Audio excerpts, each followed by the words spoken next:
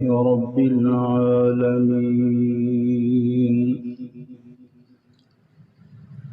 والصلاة والسلام على سيد الأنبياء والمرسلين،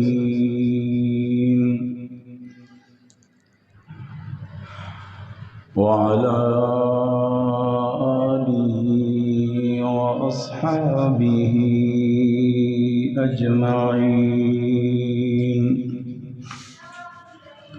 اللهم صل على محمد وعلى آل محمد كما صليت على إبراهيم وعلى آل إبراهيم إنك حميد مجيد.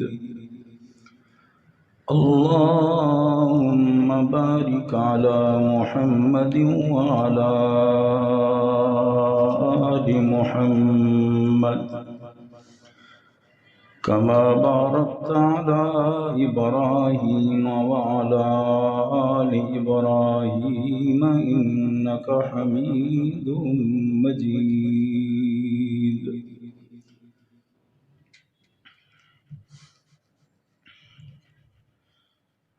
معزز حاضرین،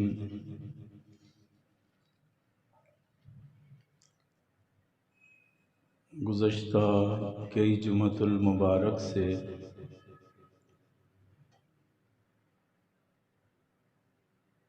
سرکار دو عالم، فخر دو عالم، سید الاولین والآخرین، راحت للمشتاقین، رؤوف الرحیم، پیکر خلق عظیم، سراپائے رحمت للعالمین، تاج معراج، شان ورفعنا لک ذکرک، عظمت انا اعطیناک الکوثر،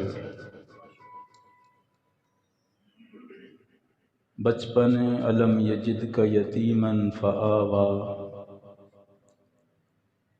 صدر پاک الم نشرح لک صدرک، چہرہ انور والضحیٰ،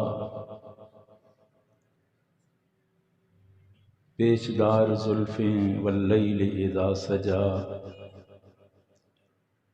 تعلق رب کائنات، ووجدک ضالا فہدی، الذی انقض ظہرک،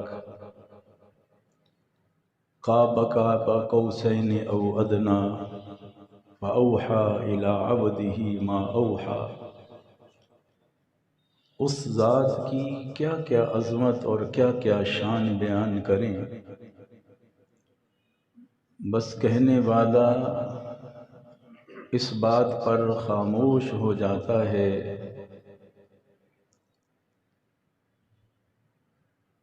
کہ قوت عشق سے ہر پست کو بالا کر دے، دہر میں اسم محمد سے اجالا کر دے۔ اور پھر اس کا تعلق جو انہوں نے رب کے ساتھ بتایا ہے، اس انداز میں رب سے تعلق جوڑ لے تو پھر اس کے لیے شان یہ ہے کہ محمد سے وفا تو نے تو ہم تیرے ہیں، یہ جہاں چیز ہے کیا لوح و قلم تیرے ہیں، من کان للہ کان اللہ لہ، جو اللہ کا ہو جاتا ہے رب کہتا ہے ساری دنیا اس کی بات مانتی ہے۔ اپنے آپ کو رب کے سامنے جھکا دو، ساری دنیا آپ کے سامنے جھک جائے گی۔ ساری دنیا آپ کو نیچا دکھانا چاہے، رب نہ چاہے تو کوئی جھکا نہیں سکتا، کیونکہ رب تعالیٰ نے رزق اور فقر، عزت اور ذلت، زندگی اور موت اپنے پاس رکھی ہے، اور وہ چاہتا ہے کہ جو اپنے آپ کو سب سے زیادہ میرے سامنے عاجز کر دے، تو میں اس کو سب سے زیادہ اونچا کر دیتا ہوں۔ اور ہمارے نبی جناب محمد الرسول اللہ صلی اللہ علیہ وسلم کی شان بھی یہی ہے کہ آپ فرماتے ہیں العجز فخری، مجھے عاجز ہونے پر فخر ہے، اور بما اشرف کا، جن سے رب پوچھے آپ کو کس نام سے مخاطب کروں تو آپ فرمائیں شرفنی بالعبودیہ، یا اللہ آپ کہنا بھی چاہتے ہیں تو مجھے اپنا بندہ کہہ لیں۔ اور پھر میرے نبی نے کیسے جملے کہے، رب نے کہلوائے کل فرما دیجئے ان صلاتی و نسکی و محیای و مماتی للہ رب العالمین، میری نماز میں کیا ہے، سب سے زیادہ عاجزی ہے، اور عاجزی کا مرکز نماز میں سجدہ ہے، اور ہر رکعت میں 2 دفعہ اپنے سامنے جھکواتا ہے اور کہتا ہے عاجزی کی انتہا تو کر دے اور تیری بلندیوں کی انتہا میں کر لوں گا۔ یہ بات میں نہیں کر رہا، صحابی کیا کہتا ہے، پیارے نبی کو اپنا واقعہ بتاتا ہے، جنگل میں پھنس جاتا ہوں، حضرت ابو مالکہ رضی اللہ تعالی، جنگل میں پھنس جاتا ہوں، ڈاکو نے کہا کہ اب چھوڑنے والا میں تجھے نہیں ہوں، تو وہ صحابی کہتا ہے صرف 2 رکعت نفل پڑھنے کی اجازت دو۔ کیسا تعلق تھا، صرف 2 رکعت نفل پڑھنے کی اجازت دو، میرے رب سے مجھے مانگنے لو۔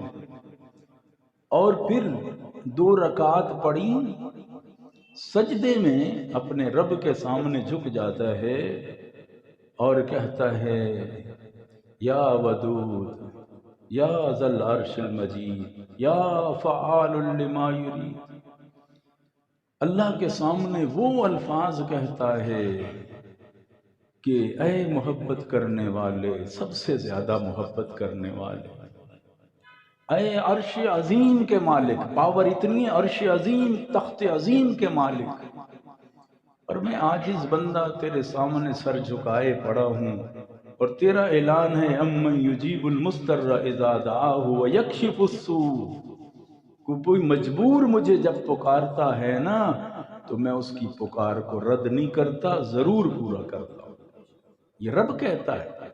اور وہ صحابی سجدے میں ہے، اور وہ صحابی کہتے ہیں اتنی آواز میرے کان میں صرف 3 دفعہ گونجی، لا تقتلوہ، اسے قتل نہ کرنا، 3 دفعہ صرف۔ اور جب میں نے سجدے کو لمبا کیا، اپنے رب کو پکارا، تو نتیجہ کیا نکلا کہ وہ آدمی تھا اور مجھے پکڑ کے اشارہ کرتے بس کر، تیرا کام ہو گیا ہے۔ تو میں نے جلدی سے سجدہ مکمل کیا، نماز مکمل کی، سلام پھیرا، دیکھا تو ایک سرخ خوبصورت گھوڑا اور اس پر خوبصورت سفید لباس میں ملبوس آدمی جا رہا ہے جو میں نے کبھی دیکھا ہی نہیں تھا۔ وہ جانے لگا تو میں تیزی کے ساتھ پیچھے گیا، میں نے کہا اللہ کے بندے رک تو صحیح، تعارف تو کروا، کون ہے، مجھے موت سے بچایا، تیری وجہ سے میری جان بچی، تو ہے کون؟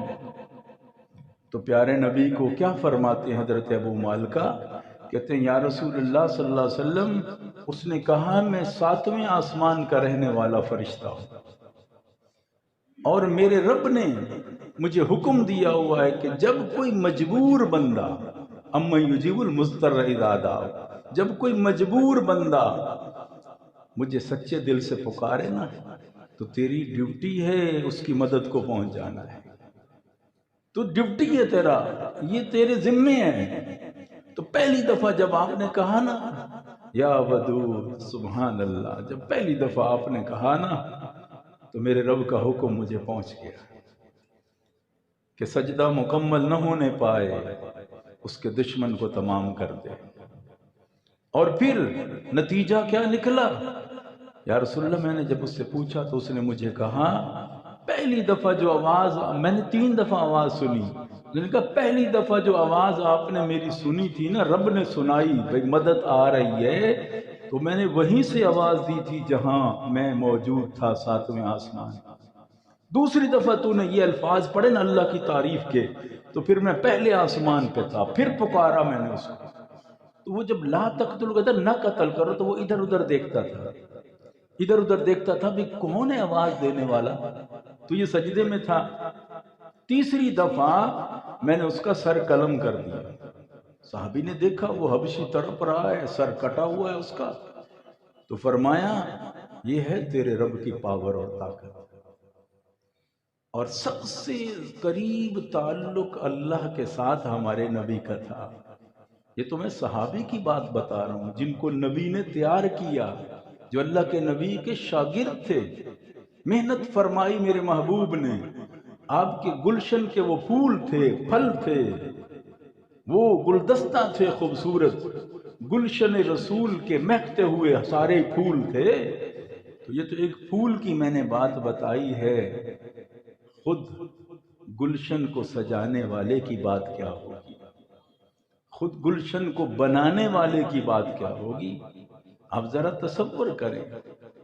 اس لیے صحابی کیا کہتا ہے، حضرت سعد بن وقاص رضی اللہ تعالیٰ عنہ، لشکر گھر جاتا ہے، 8000 کا لشکر ہے صحابہ کا، رومیوں نے گھیر لیا، طاقت تھی پوری، گھیر لیا، نہیں نکل سکتے ہو۔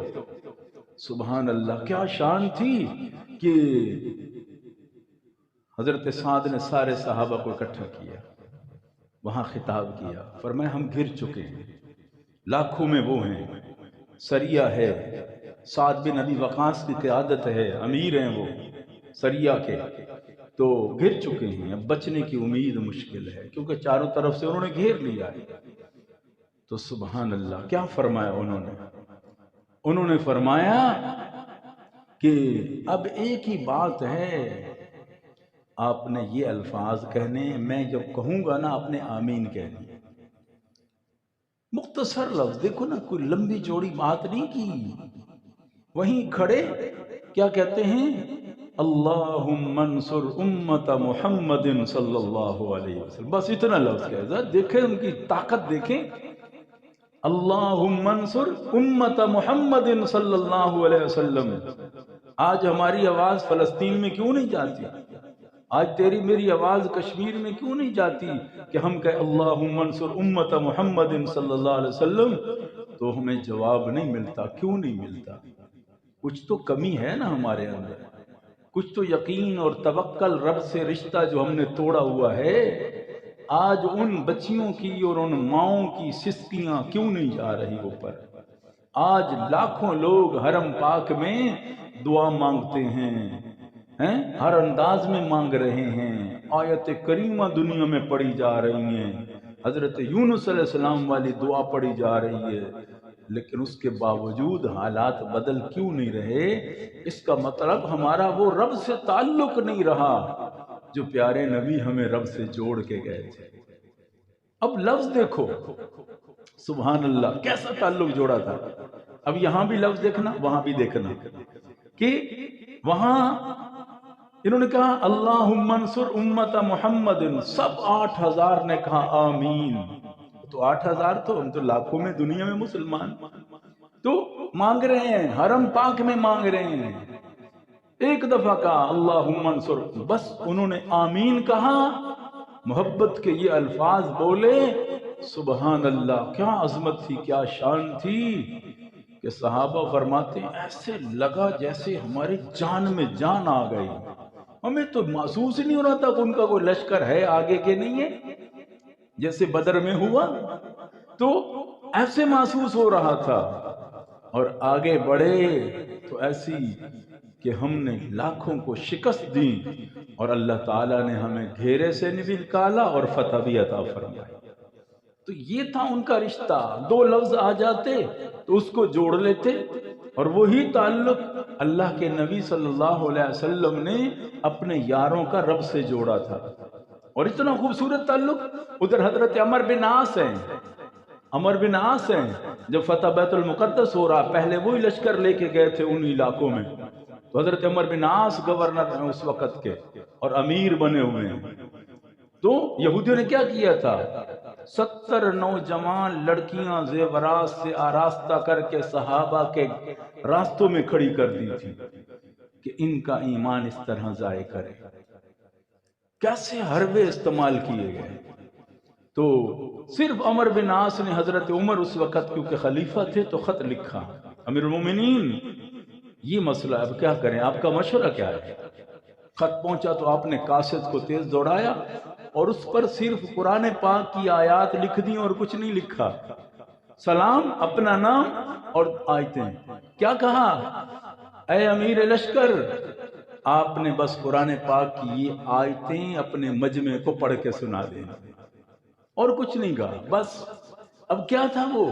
کل المؤمنین یغضوا من ابصارہم، اگلی وکل المؤمنات یغضضن، مومنین سے کہہ دو اپنی نظروں کی حفاظت کرو، اپنی شرمگاہوں کی حفاظت کرو۔ بس یہ قرآن پاک کی آیات پڑھ کے بس سنا دیں۔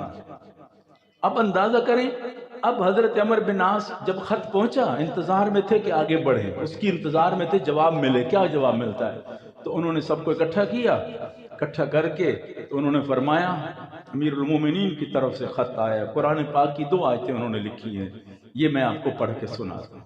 سبحان اللہ، انہوں نے جب پڑھ کے سنائی تو نتیجہ دیکھیں، ذرا نتیجہ دیکھیں، اس کا رزلٹ دیکھیں کہ وہ صحابہ جا رہے ہیں نوجوان حسین و جمیل زیورات سے آراستہ اسی مقصد کے لیے کہ صحابہ کو ورغلانا ہے، ایمان پہ ڈاکہ ڈالنا ہے۔ سبحان اللہ، 70 صحابہ سے زیادہ کا مجمع تھا اور اس کے پیچھے جو لشکر آ رہا تھا وہ ہزاروں میں تھا، لیکن اس کے باوجود گزرتے گئے کسی ایک لڑکی کی طرف کسی مسلمان کی نگاہ نہیں اٹھی ہے، ایسے نیچے دیکھ کے جا رہے تھے کہ پتہ نہیں ادھر ادھر کیا ہو رہا ہے، یہ محسوس ہی نہیں ہو رہا تھا۔ وہ پیچھے سے آوازیں دیتی ہیں اور آواز لگاتی ہیں، انسان ہو پتھر ہو کون تم کہ تمہاری نظریں نہیں اٹھ رہی؟ دنیا ہمیں دیکھنے کے لیے آتی ہے اور ہمارے حسن کو دیکھتی ہے اور تم نظریں اٹھا کے بھی نہیں دیکھ رہے ہو۔ تو انہوں نے جب آگے سے گزرے نا تو جب یہ الفاظ انہوں نے کہے نا کہ دل ہے کہ پتھر ہے، انسان ہو کہ کوئی اور مخلوق ہو، تم انسان کا دل تو پگھل جاتا ہے، مائل ہو جاتا ہے، تم ہو کون ذرا بتاؤ؟ تو صحابہ کرام نے فرمایا تھا ہم محمد کے غلام ہیں، ہم مسلمان ہیں، ہم محمد کے غلام ہیں صلی اللہ علیہ وسلم۔ بس اتنے لفظ ان کے لیے کافی تھے، اتنے لفظ کافی تھے۔ انہوں نے کہا کیا تمہارے نبی نے تمہیں کیا سکھایا؟ انہوں نے ہمیں سکھایا کہ کسی کی عزت کی طرف نگاہ اٹھا کے نہیں دیکھنی، ہمیں یہی سکھایا انہوں نے۔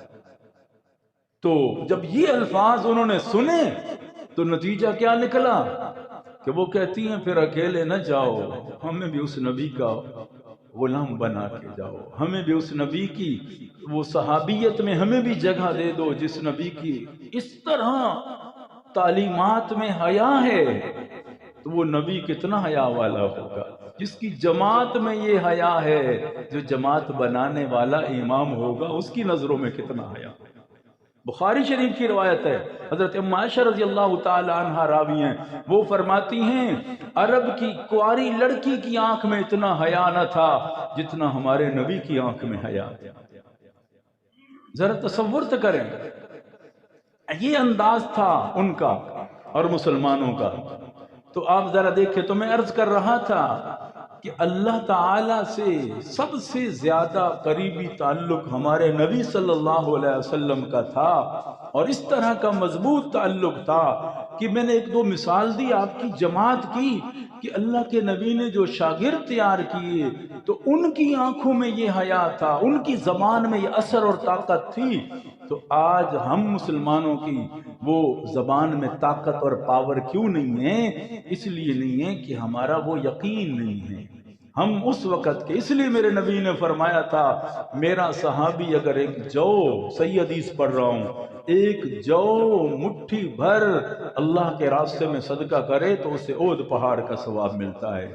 بعد میں آنے والا احد پہاڑ خرچ کرے اس ثواب کو نہیں پہنچ سکتا جو ایک صحابی مٹھی جو خرچ کرتا ہے۔ یہ تھا ان کا اخلاص، ان کا خلوص تھا، اس محبت میں اللہ نے اسباب بنائے اور رحمت اور برکت کے فیصلے فرمائے۔ تو میں عرض کر رہا تھا آپ صلی اللہ علیہ وسلم کی جب رحلت مبارک ہوتی ہے وہ محبت کا جو منظر تھا اس وقت صحابہ کرام دنیا والوں کی نظر میں، اور پھر اللہ نے آپ کے جانے کے بعد پھر آپ جہاں آپ کی قبر مبارک بنی، روزہ مبارک بنا، اس سے پیار امت کا اور صحابہ کرام کا دنیا والے آج تک نہیں بھول سکتے۔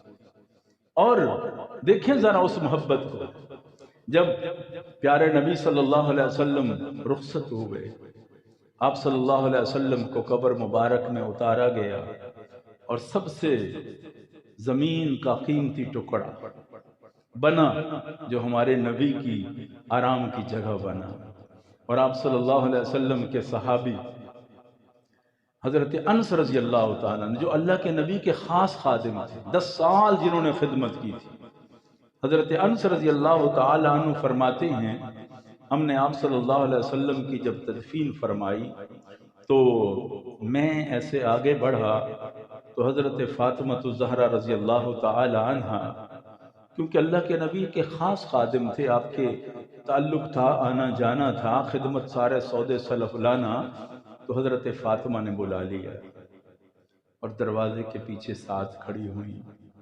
تو حضرت فاطمہ کے جملے سنو جو حدیث میں موجود ہیں، سیاستہ میں موجود ہیں۔ حضرت فاطمہ الزہرا رضی اللہ عنہ پہلا جملہ جو کہا، کیا فرمایا؟ فرمایا صبت علی مصائب لو انہا، صبت علی مصائب لو انہا، صبت علی الایام سرن لیالیا۔ اے انس، پہلی بات تو یہ ہے ہمارے نبی کے جانے سے، میرے ابا جی کے جانے سے اتنا دکھ مجھے پہنچائے، اتنا صدمہ مجھے پہنچائے، اگر یہ دکھ اور صدمہ اگر یہ دنوں پہ پڑ جاتا تو دن میں راتوں میں بدل جاتے، سرنا لیالیا، یعنی دن بھی رات ہو جاتے، ان کی روشنیاں ختم ہو جاتی، دن بھی اپنی روشنی کو بھول جاتا، جب اللہ کے نبی صلی اللہ علیہ وسلم کے وصال مبارک کو دیکھ لیتا۔ آپ صلی اللہ علیہ وسلم کے وصال مبارک پہ جو صدمہ آیا، اللہ اکبر، کیا کیفیت تھی۔ حضرت انس سے حضرت فاطمہ الزہرا نے ایک عجیب سوال کیا، فرمایا انس فرماتے ہیں میری آنکھوں میں آنسو ہیں لیکن زبان پہ کوئی جواب نہیں آ رہا تھا، اور میں کافی دیر روتا رہا، حضرت فاطمہ بھی روتی رہی اور جواب کوئی بن نہیں رہا تھا۔ اور کیا فرمایا حضرت فاطمہ نے؟ حضرت فاطمہ کہنے لگی اے انس، کیا تمہارا دل کر رہا تھا آپ صلی اللہ علیہ وسلم کے وجود مبارک پہ مٹی ڈال کے آ گئے ہو، آپ کو قبر میں، قبر کے اندر آپ کو لٹا کے آ گئے ہو، اوپر مٹی ڈالی ہے جیسے اور لوگوں پہ مٹی ڈالی جاتی، جیسے قبر بنائی جاتی ہے، اے انس کیا تمہارا دل کر رہا تھا؟ حضرت انس فرماتے ہیں میں پھوٹ پھوٹ کے رونے لگا، اور حضرت انس فرماتے ہیں ہم تو اللہ کے نبی کے کپڑوں پر مکھی بھی بیٹھنا گوارا نہیں کرتے تھے، ہم تو آپ صلی اللہ علیہ وسلم کے وجود مبارک پہ ایک داغ دھبا بھی برداشت نہیں کر سکتے تھے، کیا ہمارا دل کرتا ہے کہ اللہ کے نبی کے وجود مبارک کو اس طرح قبر میں اوپر مٹی ڈال کے آ جائیں؟ لیکن اے فاطمہ، رب کا حکم ہے، قانون ہے، منہا خلقناکم وفیہا نعیدکم ومنہا نخرجکم تارة اخرى، منہا خلقناکم، ہم نے اسی زمین سے پیدا کیا، وفیہا نعیدکم، پھر ہم اسی زمین میں انسان کو لوٹائیں گے، ومنہا نخرجکم، پھر اسی سے اٹھائیں گے دوبارہ۔ اللہ اکبر! جب حضرت انس نے قرآن پاک کی آیتیں پڑھ کے حضرت فاطمہ الزہرا رضی اللہ تعالی عنہ کو سنائی. پھر تھوڑی سی تسلی آئی حضرت فاطمہ کو. ذرا تصور کریں اس بیٹی کا، تصور ذرا کریں جس کی 3 بہنیں پہلے وفات پا چکی ہیں. حضرت زینب دنیا سے جا چکی ہے، حضرت رقیہ دنیا سے جا چکی ہے، حضرت ام کلثوم دنیا سے جا چکی ہے. یار اس بیٹی کو تصور کریں جس کا بھائی عبداللہ دنیا سے جا چکا ہے. اس بہن یعنی ذرا تصور کریں حضرت عبداللہ پیارے نبی صلی اللہ علیہ وسلم کے بیٹے جو حضرت خدیجہ سے ہوئے، حضرت قاسم جو حضرت خدیجہ سے ہوئے، حضرت ابراہیم جو حضرت ماریہ قبطیہ سے ہوا. جس بہن کے 3 بھائی جا چکے ہوں، 2 حقیقی بھائی ہوں، 1 روحانی بھائی ہو، ذرا تصور کریں اس کا کیا حال ہوگا.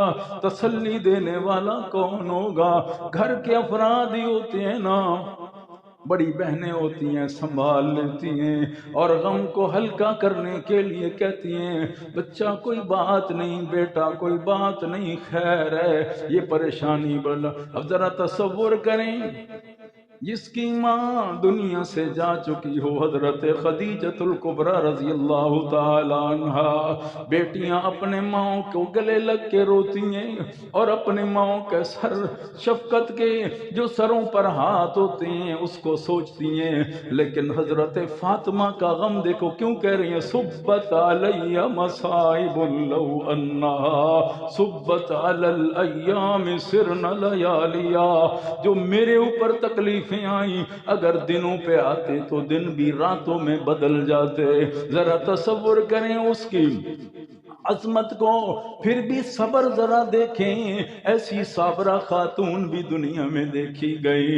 آپ ذرا تصور کریں جن کا بھائی عبداللہ پہلے جا چکا ہو، جن کا بھائی قاسم پہلے جا چکا ہو، جن کی بہن زینب و رقیہ ام کلثوم اور قریب قریب کی آپ ذرا تصور کریں ماں جا چکی ہو اور اس خاتون کی کیفیت کیا ہوگی. اس لیے آپ صلی اللہ علیہ وسلم نے پیاری فاطمہ الزہرا رضی اللہ تعالی عنہا کو آخری وقت قریب بلایا تھا، جو گزشتہ جمعے میں نے عرض کیا تھا.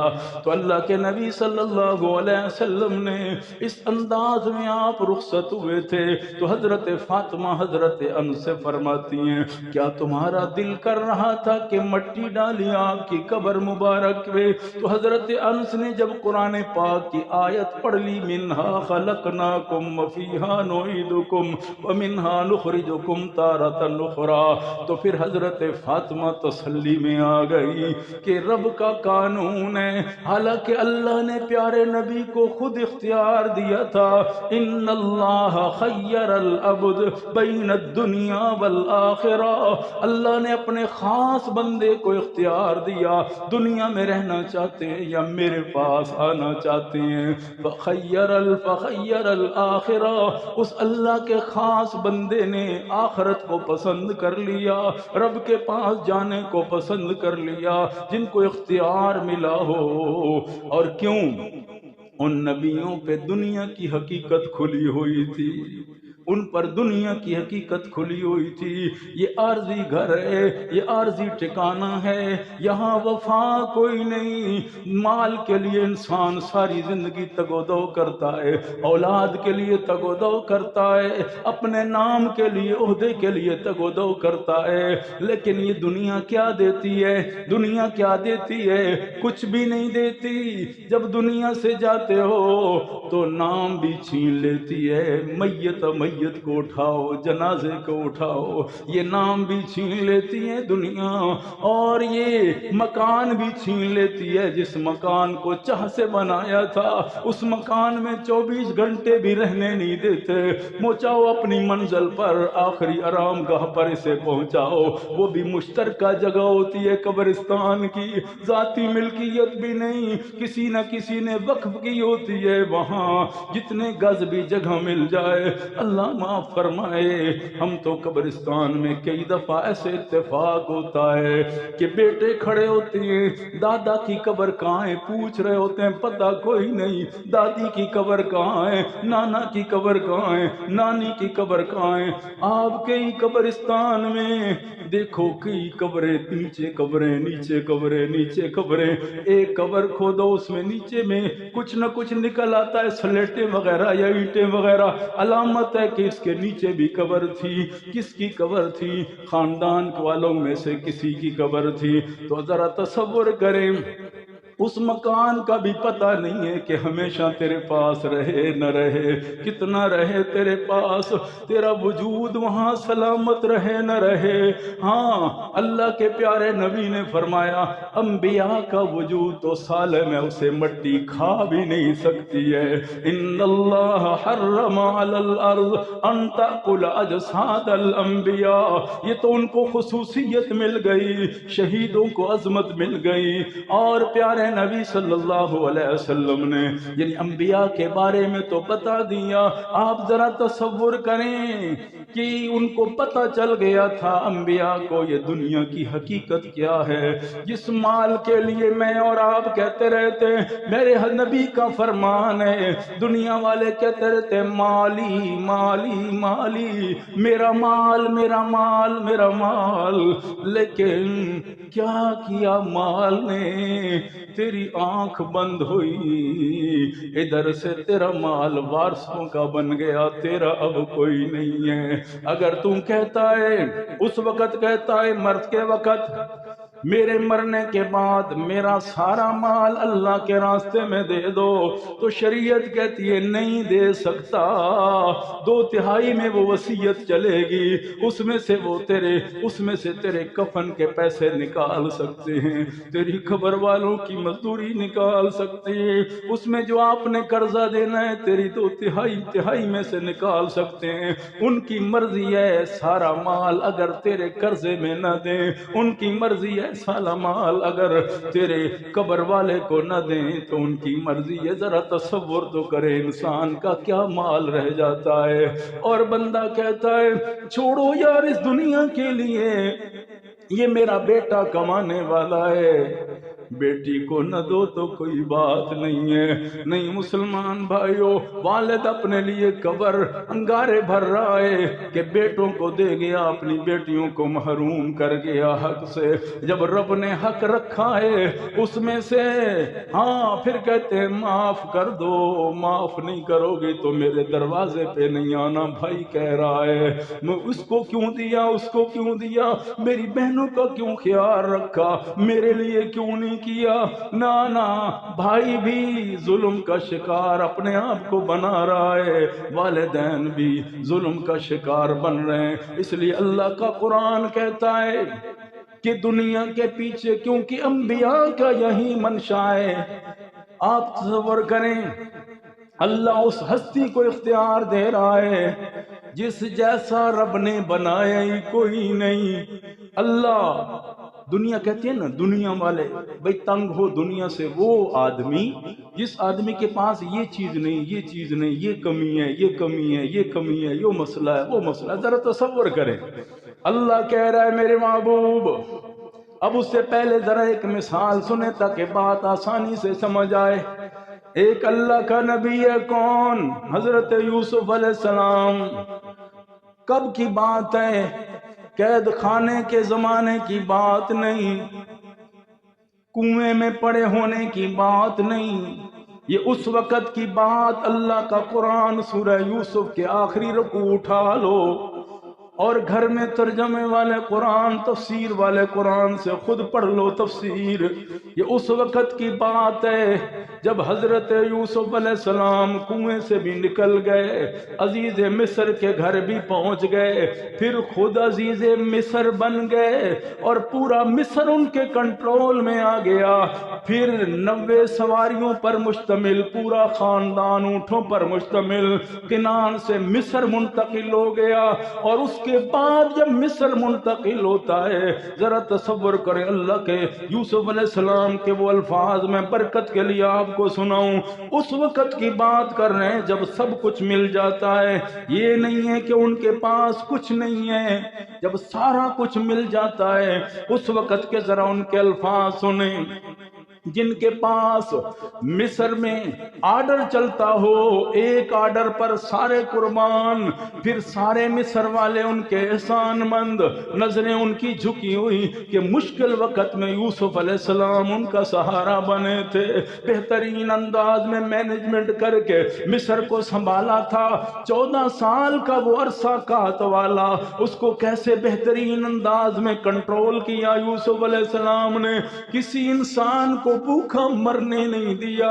کسی جانور تک کو بھوکا مرنے نہیں دیا، ایسی تعبیر بتائی، پھر ایسی تدبیر بتائی، پھر اس انداز میں آگے سسٹم کو چلایا، اور سارا خاندان بھی یوسف علیہ السلام کے پاس ہے، اور اس کے بعد اللہ کا شکر ادا کر رہے ہیں، اور شکر انداز کرتے ہیں تو ان کے الفاظ ذرا سنو کیا کہتے ہیں، اللہ کا شکر ادا کر کے رب کے سامنے درخواست کرتے ہیں یوسف علیہ السلام، اور کیسے ہیں، اللہ کا قرآن کہتا ہے وَرَفَعَ أَبَوَيْهِ عَلَى الْعَرْشِ، والدین بھی آ گئے، والدین بھی آ گئے، اور اس کے بعد پورے بھائی بھی آ گئے، پورا خاندان بھی آ گیا، ایک تخت سجایا گیا، ایک تخت رکھا گیا، وَرَفَعَ أَبَوَيْهِ عَلَى الْعَرْشِ، تخت پر والدین کو بٹھایا گیا، بڑی عزت کے ساتھ، بڑے پروٹوکول کے ساتھ،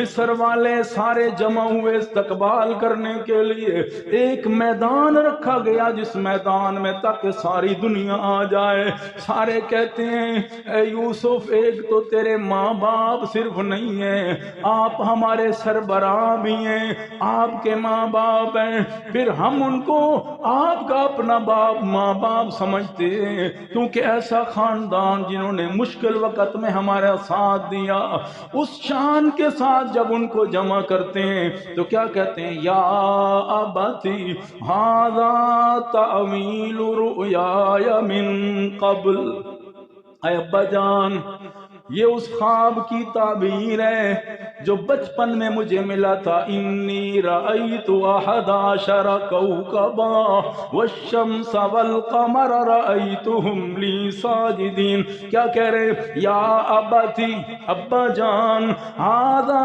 تعویل رؤیای، یہ اس خواب کی تعبیر ہے، کون سا خواب، جو من قبل پہلے ملا تھا اس خواب کی تعمیر ہے، اگلا جملہ سنو، کہتے ہیں قد جعلھا ربی حقا، ہمارے رب نے تو خواب کو بھی سچ کر دکھایا، اللہ اکبر، میرے رب نے تو خواب کو سچ کر دکھایا جو آپ نے بچپن میں بچہ تھا تو آپ نے دیکھا تھا، اور اس وقت کے خواب کو، پھر اگلا جملہ سنو، کہتے ہیں قد احسن بی اذ اخرجنی من السجن، پھر وہ احسان رب کے گنوا رہے ہیں کہ رب نے کیا کیا احسان کی ہم پر، اس خاندان پر، کیا کہا، اذ اخرجنی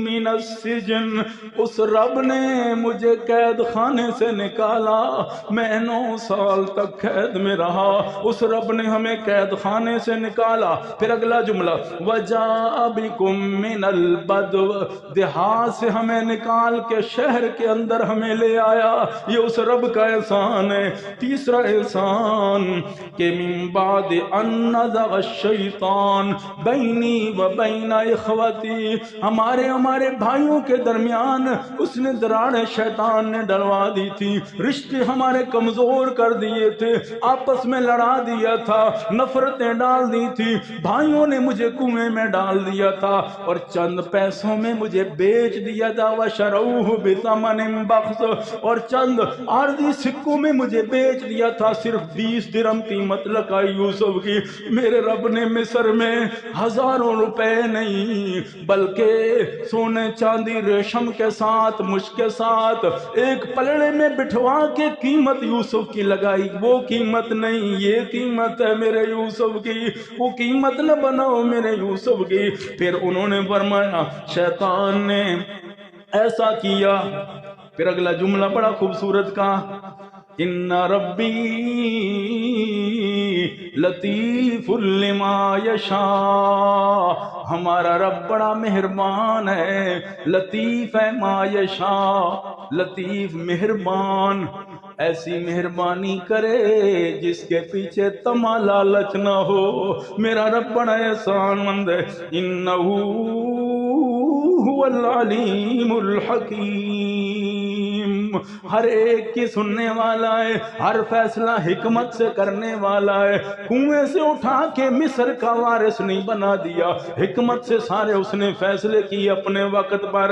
اب سنو، میں بتا رہا ہوں جو کہ یوسف علیہ السلام کے پاس دنیا کی اب ساری چیزیں آ گئیں، ماں باپ بھی سامنے، بھائی بھی نفرتیں محبتیں میں بدل گئیں، سامنے جھک رہے ہیں، معافیاں مانگ رہے ہیں، شہر سے دیہات میں پورا خاندان اکٹھا ہے. اور پھر اس انداز میں اتنی شان پروٹوکول ملنے کے بعد اب دعا کیا مانگتے اللہ سے؟ کہتے ہیں رب قد آتیتنی من الملک. اے میرے اللہ، اب اکیلے بیٹھے اللہ سے مانگ رہے ہیں، ربی قد آتیتنی من الملک. اے میرے اللہ، تو نے مجھے ملک عطا فرمایا، میرے بھائیوں نے تو مجھے کنویں میں ڈال دیا، پھر مصر کے بازار میں میری قیمتیں لگتی رہیں، پھر جیل مصر کے قید خانے میں سالوں سال میں نے گزارے میرے مولا، لیکن تیری کرم نوازی کیا ہے؟ ربی قد آتیتنی من الملک. تو نے غریب کو کنویں سے اٹھا کے تخت مصر کا وارث بنا دیا، تخت مصر کا وارث بنا دیا تو نے میرے مولا. ایک تو تیرا احسان ہے، دوسرا وَعَلَّمْتَنِي مِن تَعْوِيلِ الْأَحَادِيثِ، باتوں کو پتہ لگانے کا علم تو نے مجھے سکھا دیا. ہر مشکل سے مشکل کام میرے ذہن میں اللہ ایسی تو تدبیریں ڈالتا ہے کہ مشکل کام بھی آسان بنا دیتا ہوں. اے اللہ تیری کرم نوازی ہے. اب فاطر السماوات والارض، اے پیدا کرنے والے آسمانوں زمینوں کو، بنانے والے آسمانوں زمینوں کو، انت ولی فی الدنیا والآخرہ، انت ولی فی الدنیا والآخرہ. جب میرا کوئی نہیں تھا، مصر کے بازار میں میری قیمتیں لگ رہی تھی، سارے خریدار بن کے آئے ہوئے تھے، میں کنویں میں بے یار و مددگار پڑا ہوا تھا، اور میری قیمتیں 20 درہم میرے بھائیوں نے لگا دی ہے. لیکن اللہ انت ولی فی الدنیا والآخرہ، یا اللہ تو ہی میرا دوست ہے نا، دنیا میں بھی آپ ہی کام آتے ہیں، آخرت میں بھی آپ ہی کام آتے ہیں. انت ولی فی الدنیا والآخرہ، جو تیرے ساتھ تعلق جوڑ دے کنویں میں بھی تنہا نہیں چھوڑتا، قید میں بھی تنہا نہیں چھوڑتا، زلیخا کے محل میں بھی تنہا نہیں چھوڑتا، دروازوں کو توڑوا دیتا ہے، دروازوں کو کھلوا دیتا ہے. میرے مولا کی تیری کرم نوازی ہے. اب یوسف کیا مانگتا ہے؟ میری تعریفیں کرتے جا رہا ہے، کیا مانگتا ہے؟ اب جملے سنو، کہتے ہیں توفنی مسلما والحقنی بالصالحین. اے اللہ مجھے دنیا میں دل نہیں لگتا، کیونکہ یہ بے وفا دنیا ہے، یہ عارضی دنیا ہے. مرنے کے ساتھ مال وارثوں کا ہو جاتا ہے، مرنے کے ساتھ اولاد کی مرضی ہے قبروں پہ جائے نہ جائے، کچھ پڑھ کے بخشے نہ بخشے. کتنی بار قبروں پہ جاتے ہیں، روزانہ ماں باپ کو یاد کرتے ہیں، کب کب جاتے ہیں قبرستان میں، بھول جاتے ہیں، پھر سالوں سال قبریں بھی بھول جاتے کرتے ہیں قبر کہاں تھی، کیا وہ منظر تھا؟ اللہ فرماتے ہیں کہ مجھے بس اپنے پاس بلا لے، میں تیری زیارت کرنا چاہتا ہوں، تیری ملاقات کرنا چاہتا ہوں، یا اللہ تیرے پاس آنا چاہتا ہوں۔ اگلا جملہ بڑا خوبصورت ہے، کہتے ہیں وَأَلْحِقْنِي بِالصَّالِحِينَ، اے اللہ اتنی مہربانی کر، کیا یہ دنیا میں سب بے وفائیاں ہی بے وفائیاں ہیں، اے اللہ الحقنی بالصالحین، یا اللہ مجھے صالحین کے ساتھ جمع فرما دے۔ کیا جملے ذرا سنو، کون؟ میں اپنے ابا ابراہیم کے پاس جانا چاہتا ہوں، میں حضرت یعقوب دادا کے پاس، پھر پردادا کے پاس۔ میرے نبی نے کیسے جملے فرمایا، کریم ابن کریم ابن کریم۔ میرے نبی نے فرمایا یوسف کیا شان والا ہے، خود بھی کریم، باپ بھی کریم، دادا بھی کریم، پردادا بھی کریم، ایسی عزت والے۔ کیا خود یوسف اللہ کا نبی، باپ یعقوب اللہ کا نبی، دادا اسحاق اللہ کا نبی، پردادا ابراہیم اللہ کا نبی، جس کی 4 پشتوں میں نبوت ہو، کہہ رہا ہے اللہ میرے بڑے تو چلے گئے، الحقنی بالصالحین، میرا بھی یہاں دل نہیں لگتا دنیا میں، اے اللہ مجھے بھی وہاں لے جا، میرے اپنوں کے پاس مجھے لے جا۔ یہ دعائیں مانگتے اس انداز میں، اور میرا نبی بھی آخری وقت کیا کہہ رہا ہے، اللہم بالرفیق الاعلی، اللہم بالرفیق الاعلی، یا اللہ آپ نے مجھے اختیار تو دی ہے کہ جتنا یہاں رہو، لیکن میں یہاں رہنا نہیں چاہتا۔ رب کہتا ہے اچھا میرے محبوب میرے پاس آنا چاہتے ہو، میں نے تو فیصلہ کیا ہے۔ کیا فیصلہ کیا ہے؟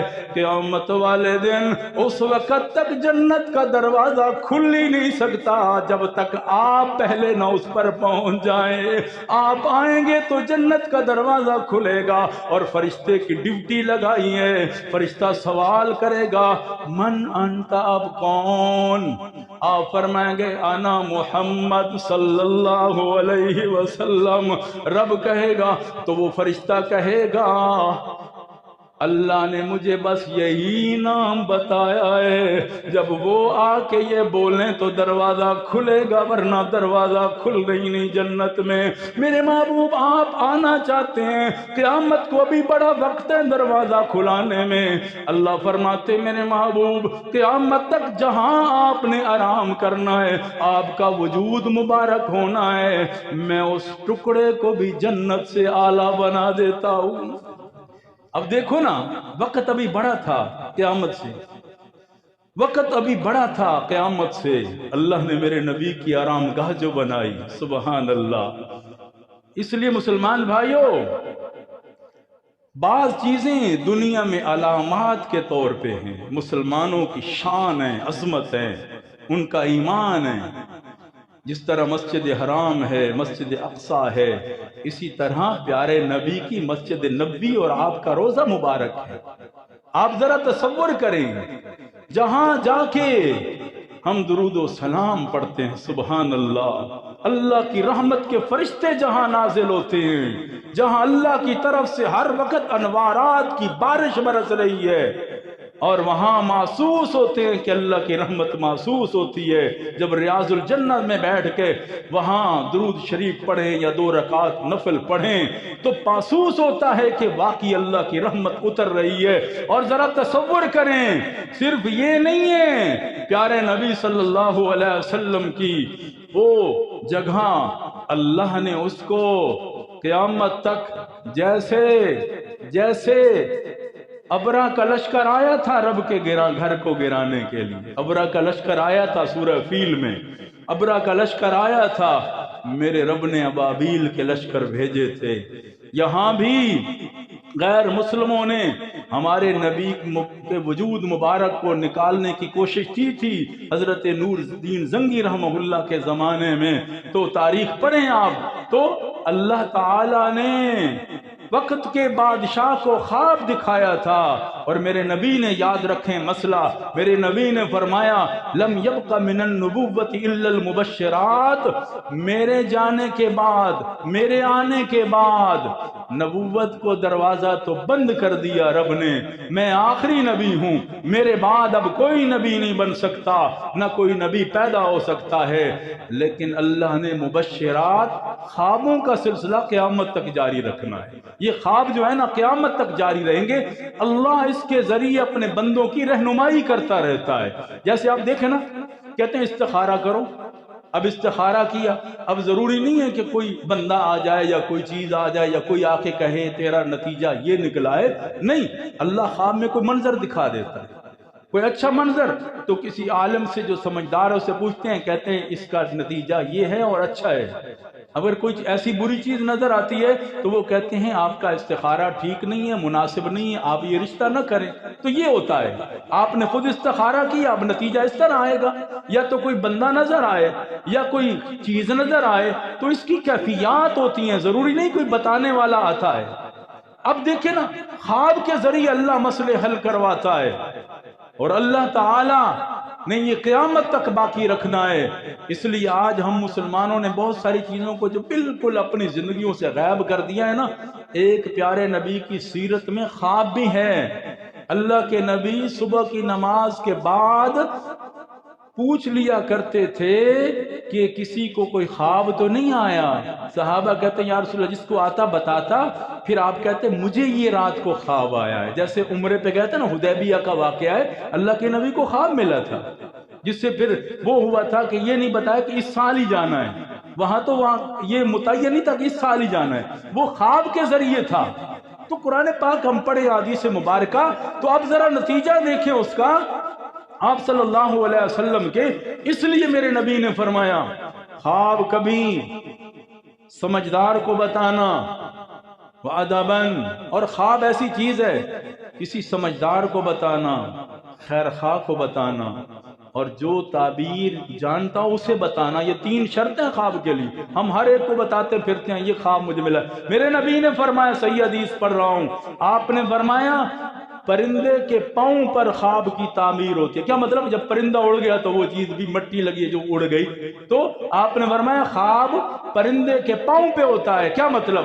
جب تک آپ کسی کو بتاتے نہیں نتیجہ نکلتا نہیں ہے، جب آپ کسی کو بتا دیتے ہیں وہ آپ کو کوئی غلط تعبیر دے دے گا تو نقصان آپ کا ہو جائے گا۔ اس لیے کبھی بھی خواب کو ہر بندے کو نہ بتایا کریں، میرے نبی نے اسے منع فرمایا ہے۔ خواب خیر خواہ کو بتائیں، جس کے بارے میں آپ کو پتہ ہے مجھے صحیح مشورہ دے گا، یہی صحیح تعبیر، غلط تعبیر مجھے نہیں کرے گا، اس کو خواب بتانا چاہیے۔ ہم ہر ایک کو خواب بتاتے ہیں، یہ ٹھیک نہیں۔ کیوں؟ خواب کی تعبیر کا ایک مکمل فن ہے جو حضرت یوسف علیہ السلام اپنے دعاؤں میں کہہ رہے ہیں، وَعَلَّمْتَنِي مِن تَأْوِيلِ الْأَحَادِيثِ، اور پھر سورہ یوسف کے آغاز میں پڑھیں، خوابوں کی تعبیر کا علم حضرت یعقوب اور اس خاندان میں اسپیشل رکھا گیا تھا۔ اور امام ابن سیرین رحمہ اللہ نے پوری کتاب لکھی تعبیر الرؤیا کے نام پر، پوری کتاب ہے جس میں پورے خواب لوگ پوچھتے تھے وہ بتاتے تھے اس کے اندر۔ اور میں آپ کو حیران ہو جائیں کہ میں آپ کو ایک خواب بتاؤں، وقت بھی اس میں حصہ ہوتا ہے کہ کس وقت اس کو خواب ملا ہے، ایک موسم کون سا اس کو خواب ملا ہے، دو یہ باتیں بھی اس میں اثر انداز ہوتی ہیں۔ ٹائم، میرے نبی نے خود فرمایا ان اصدق الرؤیا، سب سے اچھے خواب جو سچے خواب زیادہ ہوتے ہیں نا، بالسحور، میرے نبی نے فرمایا سحری کا ٹائم ہوتا ہے، اللہ کے نبی خود فرمایا۔ تو وقت آ گیا رس میں، آپ نے فرمایا یہ وقت ہے۔ اب یہ ضروری نہیں یاد رکھنا، آپ کہیں کہ دوپہر کو جو خواب آئے وہ تو غلط ہے، نبی نے کہا، تو آپ نے فرمایا اکثر اچھے خواب جو ہوتے ہیں وہ اس ٹائم آتے ہیں۔ کیوں؟ وہ خاص تہجد کا ٹائم ہے، تہجد کا ٹائم جو ہوتا ہے نا، اللہ کے انوارات خصوصی متوجہ ہوتے ہیں۔ حضرت یعقوب کے بیٹوں نے کہا تھا ہمارے لیے دعا کریں کہ ہم سے غلطی ہو گئی، بھائی کو کنویں میں ڈالا تھا، جب پتہ چل گیا تو حضرت یعقوب علیہ السلام پتہ کیا کہا تھا؟ میں تہجد ٹائم آپ کے لیے اللہ سے دعا مانگا، اسی وقت کہہ دیتے، کیونکہ وہ خاص وقت ہے، دعاؤں کا خاص وقت ہے، خلوت ہے اللہ کی اس لیے روزی تقسیم ہونے کا وقت ہے، صبح صادق سے لے کر میرے نبی نے اپنی پیاری بیٹی حضرت فاطمہ سے فرمایا تھا، بیٹی فاطمہ اس ٹائم سونا نہیں ہے، یعنی صبح صادق سے لے کر جب آذان ملتی ہے اور سورج طلوع ہونے تک سونا نہیں ہے بیٹی۔ کیوں ابا جان؟ فرمائے یہ روزی تقسیم ہونے کا وقت ہوتا ہے۔ آپ اندازہ کریں، تو ہم تو وہ چیزوں پہ عمل ہی نہیں کرتے نا جس کی وجہ سے ہم نقصان۔ تو نور الدین زنگی رحمہ اللہ کو خواب ملتا ہے، اور خواب میں کیونکہ بادشاہ تھے نا تو ان کا خواب بھی اس انداز میں ہونا تھا، تو اس خواب میں ان کو بتائی جاتی ہیں، دکھائی جاتی ہیں ان کی تصویریں جو اللہ کے نبی کے روزے مبارک کو نیچے سے کھود رہے تھے اور آپ کے وجود مبارک کے نکالنے کی سازش ظالم کر رہے تھے، تو اللہ نے خواب دکھایا۔ نور الدین زنگی رحمہ اللہ نے 16 دن، وہ بھی عظیم بادشاہ تھا، بڑا احسان کر گیا اس امت پر، بڑا احسان کر گیا، سبحان اللہ، کیا شان تھی اس کی۔ 16 دن کے سفر اور رات دن کا سفر، اور جب عالم سے پوچھا یہ مجھے خواب ملا ہے، انہوں نے کہا جلدی کریں، اللہ کی طرف سے اشارہ ملا ہے، وہ ظالم ہمارے نبی کو نقصان پہنچانا چاہتا، جلدی پہنچ۔ تو نور الدین زنگی نے اپنے آرام کو نہیں دیکھا، وہ عاشق رسول ہوتے، عشق رسول کوٹ کوٹ کے بھرا ہوتا تھا، نہیں، علماء کو ساتھ لیا بڑے، اور کہا اب ڈھونڈو کیسے، وقت تھوڑا ہے، بالکل قریب آ چکے ہیں، وہ وقت بڑا تھوڑا ہے۔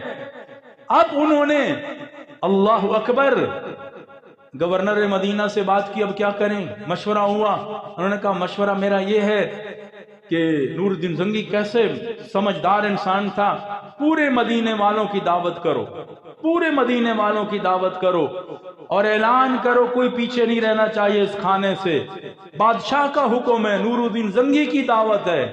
اب وہ پیسہ نہیں دیکھ رہا کتنا لگے گا، اس کی ذات کی بات تھی نا، پیارے نبی کی ذات کی بات تھی، پورے مدینے والوں کے لیے عام اعلان تھا کہ بھئی دسترخوان لگے گا۔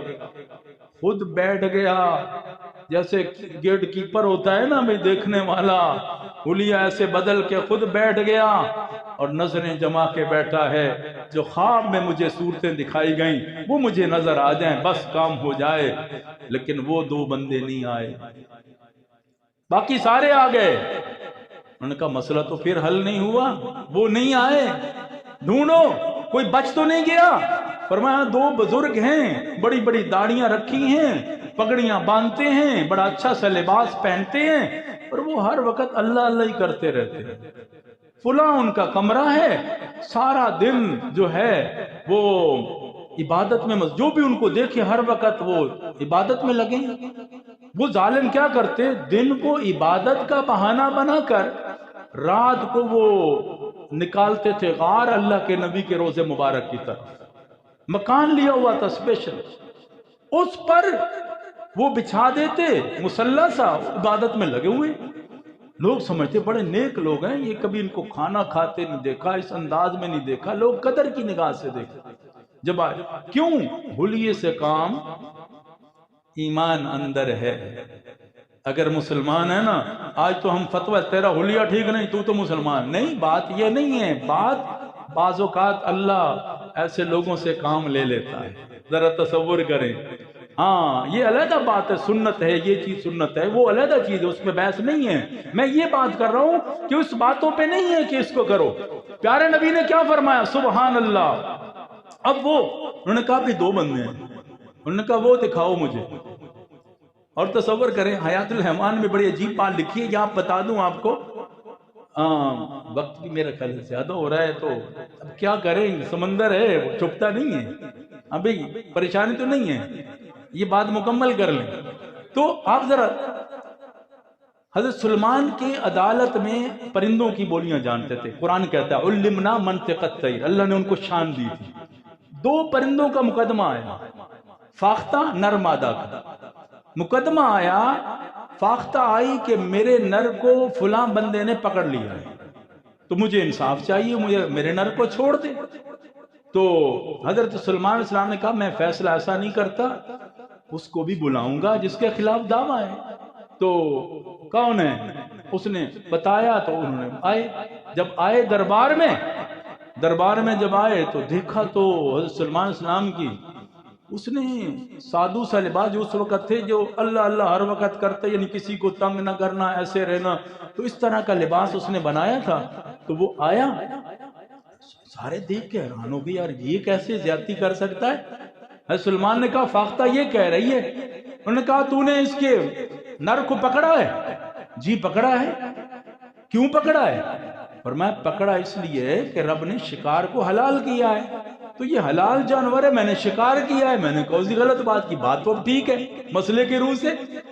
تو حضرت سلمان علیہ السلام کہنے لگے اب بتاؤ، اس نے تو دلیل بالکل ایسی بات، رب کا حکم بتا دیا تو میں کیا کر سکتا ہوں؟ اب اس کا جواب ذرا سنو، سبحان اللہ، رب تعالیٰ کیسے شعور دیتا ہے۔ فاختہ نے کہا مجھے شکار پہ کوئی اعتراض نہیں ہے، ہمیں جان بچانے کا حق ہے، ان کو پکڑنے کا حق ہے، کوئی مسئلہ نہیں ہے، میں اپنی جان بچاؤں، بچنے کے لیے یہ پکڑے، اپنے ہیلا بہانہ کرے پکڑے، کوئی اعتراض نہیں اس بات پہ۔ پھر اعتراض کیا ہے؟ فرمایا یہ سادھو کا لباس پہن کے آیا تھا، ہم نے سمجھا یہ اللہ اللہ کرنے والا ہے، ہمیں اس نے کچھ نہیں کہنا، تو ہم تو اپنے مزے میں بیٹھے رہے، اس نے پکڑ لیا، اس بات پہ اعتراض ہے ہمیں، اور کوئی اعتراض نہیں ہے۔ حضرت سلمان نے کہا بات تو تیری پتے کی ہے، تو ایسا کرو جلدی اس کے نر کو چھوڑ دو۔ حضرت سلمان علیہ السلام نے اس کیا کیوں کہ پھر شکاری والا حلیہ بنا کے جاؤ نا، اس کو شکار کرنا ہے تو تاکہ اس کو بھی پورا حق ہو کے، تو دھوکے سے تو نہ پکڑو، ایسا تو نہ کریں۔ تو پھر آپ دیکھیں نا، اب حلیہ انہوں نے ایسا بنایا تھا کہ لوگ کہتے ہیں بڑے نیک لوگ ہیں یار یہ تو پھر جب دیکھا تو آپ صلی اللہ علیہ وسلم کے روزے مبارک کے اللہ معاف فرمائے بالکل قریب جا چکا۔ ان کو جب پکڑا گیا، کہا کہاں رہتے ہو، کہاں سے آئے ہو، سارا پتہ چلا، تو انہوں نے کہا بتاؤ اب تلاشی دو۔ جب وہ اٹھائی جگہ تو نیچے غار کھدی ہوئی سرنگ بنائی، وہ سرنگ بالکل ایک رات کی ان کی مار تھی، بس ایک رات۔ ادھر اللہ تعالیٰ نے نور الدین زنگی رحمہ اللہ کو خواب دکھا دیا، فرمایا پہنچو اور میرے نبی کے وجود مبارک کو صحیح سالم اور عزت و آبرو اور شان کے ساتھ جیسے ہے، اس جیسا وجود تو میں نے کائنات میں بنایا ہی کوئی نہیں، اس لیے پہنچو حفاظت کا انتظام کرو۔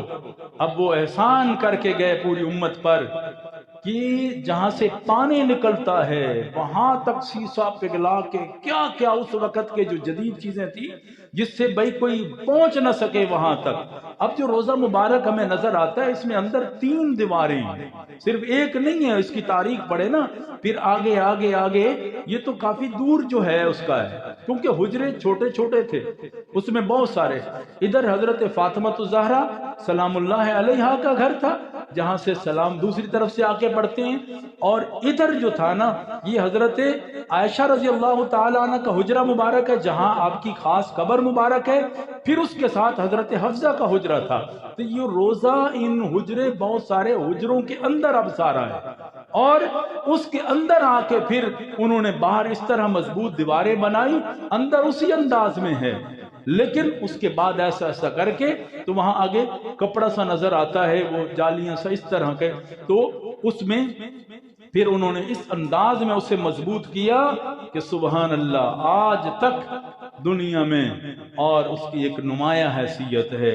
اس وقت علماء نے فتویٰ دیا تھا متفقہ طور پہ جب بحث چلی تھی، تو یہ مسلمانوں کی ایک عزت اور شان کی جگہ ہے، اس لیے اس کو ہاتھ لگانا گرانا جائز نہیں ہے، یہ مسلمانوں کی ایک عزت و شان ہے۔ سب علماء متفق ہوئے تھے اور انہوں نے اس بات پہ فتویٰ جاری کیا تھا پیارے نبی کا روزہ مبارک اسی طرح قیامت تک رہے گا، اسی طرح انشاءاللہ رہے گا، اب اس تک کوئی نہیں پہنچ سکتا ہے۔ ذرا تصور کریں مسلمان بھائیوں، یہ ہے میرے نبی کی شان، خصوصیات میں سے ایک خصوصیت یہ ہے کہ آپ کی، میری، دادا کی، پردادا کی بہت ساری قبروں کا نام و نشان ملتا نہیں ہے، اور آپ آنکھوں سے دیکھتے ہیں، میری بات نہیں ہے، آپ قبرستان چلے جائیں، اپنے چھوٹے بچوں کو لے جائیں، ان سے پوچھیں ذرا، اللہ نے اس جگہ کو نمایاں بنا کے 70,000 فرشتوں کو روزانہ بھیج کے لاکھوں انسانوں کا سمندر وہاں جمع کر کے، اور اللہ کہتا ہے یصلون علی النبی या अय्युहल्लज़ीना आमनू सल्लू अलैहि वसल्लिमू तस्लीमा इन्नल्लाह व मलाइकतहू अल्लाह खुद शरीक हो गया, व मलाइकतहू फरिश्तों की ड्यूटी उसने लगा दी। और फिर हुक्म दे रहा है, ये नहीं है मशवरा नहीं है, हुक्म। आमनू या अय्युहल्लज़ीना आमनू सल्लू अलैहि वसल्लिमू तस्लीमा, दरूद व सलाम पढ़ो मेरे नबी पर। और यहाँ मुजारे का सीगा है युसल्लून, इसमें दवाम व इस्तिमरार होता है। फरमाया सिर्फ अल्लाह अपने नबी पे अब रहमत नहीं भेज रहा, ये रहमत हमेशा बरसती रहेगी। ये फरिश्ते एक वक्त के लिए रहमत नहीं भेज रहे, बल्कि दुरूद शरीफ ये क़यामत तक और उससे बढ़कर सिलसिला जारी रहेगा। ये इंसानियत का सिलसिला रुक ही नहीं सकता है। तो इसलिए ऐ ईमान वालो दुरूद पढ़ो। फिर तरगीब दी, फरमाया जो एक दफा पढ़ेगा 10 गुनाह माफ करूंगा, 10 दर्जे बुलंद करूंगा। और सिर्फ ये नहीं है कि 10 गुनाह माफ हो जाएं, 10 दर्जे बुलंद हो जाएं। और मेरे नबी सल्लल्लाहु अलैहि वसल्लम ने एक अजीब जुमला फरमाया, आपने फरमाया मेरे ऊपर मोहब्बत से एक दफा भी दुरूद पढ़ लिया तो मैं अपने जिम्मे ले लेता हूं कि क़यामत दिन वाले दिन सिफारिश करके उसे जन्नत में ले जाए। अपने जिम्मे ले लो, वाजबत लहू शफाअती, अल्फाज हैं वाजबत, मैं अपने जिम्मे ले लेता हूँ, वाजिब कर लेता हूँ कि मैं मोहम्मद सल्लल्लाहु अलैहि वसल्लम फिर उसे तन्हा नहीं छोड़ के जाऊंगा, बल्कि ईमान की रत्ती उसके पास मौजूद है, एक जर्रा बराबर मिस्काल जर्रा, फिर भी उसे मैं ले जाऊंगा। और जो दुरूद शरीफ पढ़ने वाला है, तो हमारे नबी की ये खुसूसियात में से एक खुसूसियत ये है कि आपकी कब्र मुबारक भी क़यामत तक कायम और दायम है। और एक खुसूसियत ये है कि मेरे नबी सल्लल्लाहु अलैहि वसल्लम पर दुरूद शरीफ के नजराने क़यामत तक ये सिलसिले जारी और सारी रहेंगे, कभी रुके नहीं। और तीसरी खुसूसियत आपकी कब्र मुबारक की ये है, क़यामत वाला दिन जब सारी दुनिया उठेगी, रब का कानून है, तो प्यारे नबी ने फरमाया सबसे पहले मेरी कब्र मुबारक खुद ब खुद शक हो जाएगी अल्लाह के हुक्म से, और सबसे पहले मैं अपनी कब्र से, सुभान अल्लाह, मेरा नबी आएगा। और फिर आपने फरमाया मैं फिर बकी जाऊंगा, है तो अबू बकर उमर, हजरत बिलाल हबशी और सबका अल्लाह के नबी ने हदीस में जो जिक्र है। फिर बकी वाले, सुभान अल्लाह, बकी में कौन है? मेरे नबी की फूफियां हैं, सुभान अल्लाह, कौन है? मेरे नबी की फूफियां हैं। और बकी में कौन है? हजरत इमाम हुसैन का सर मुबारक है। बकी में कौन है? हजरत फातिमा ज़हरा की कब्र मुबारक है। आपकी बेटियां, आपकी बड़ी बीवी हजरत खदीजा तो मक्का मुकरमा के कब्रिस्तान में हैं। इस तरह अल्लाह के नबी के करीबी रिश्तेदार, आपके दामाद वहां जन्नतुल बकी में। मेरा नबी फरमाते हैं ये आपकी शान और खुसूसियत है। मैं बकी में जाऊंगा, जो सामने रोजा पाक से निकले ना सरूद सलाम पढ़ के, तो सामने बकी नजर आता है, तो मेरे नबी ने फरमाया मैं खुद वहां जाऊंगा, अल्लाह अकबर, मैं खुद वहां जाऊंगा। सबकी कब्रें खुलती जाएंगी, मेरे नबी के पीछे पीछे होते जाएंगे, और ये हजारों और लाखों के काफिले वहां उठ के मेरे नबी के, और हशर के मैदान में मैं पहुंच जाऊंगा। हशर के मैदान की 2 हदीसें हैं, शाम में हशर का मैदान लगेगा और दूसरी रिवायत में अरफात के मैदान में। तो मुहद्दिसीन ने फरमाया कोई इख्तिलाफ नहीं हदीसों में, क्यों?